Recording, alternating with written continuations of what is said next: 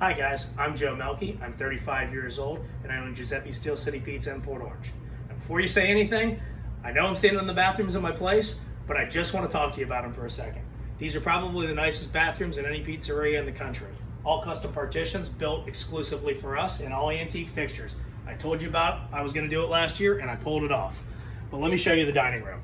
If you look at the walls as we walk out, you can still see we're paying respect to the Pittsburgh Steelers and we're still supporting all local youth athletics here.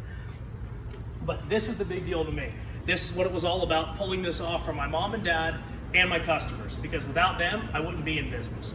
15,876 red bricks, I hand laid every one of them myself. All custom windows to make it look like an old factory. Every bit of wood you see is 100-plus-year-old wood that we sourced and had milled down exclusively for us. All of the antiques on the walls came out of our own personal collection, or we sourced them. They are all real and they all represent who we are and what we like. As you can see at the top here, televisions everywhere, so that way we can still watch the Steelers on Sunday, but at least my customers can watch what they want during the week. If you look at my bar over here, my bar was the second oldest bar from Washington, D.C. We bought that in an estate auction. They were also selling some pretty cool Lincoln stuff we picked up. And we broke that down and brought it here and put it into our restaurant because the history itself from this bar, you can't buy that, you can't duplicate that, and we have that.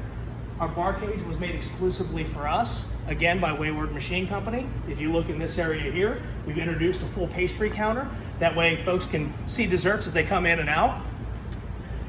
Out this way here, we have our 75-person deck with an inside-outside bar, as well as our famous pizza wings. If you come here, make sure you hashtag us on Instagram at Pizza Wings. We give away a free gift card every week. We pick a winner. And again, this was what it was all about, building something that, as I told you guys last year, we chose a keystone because that's the stone that holds the community together. That's the stone that holds everything together. I built a keystone building, I built a cornerstone building, so that way people can commune here and be a part of something.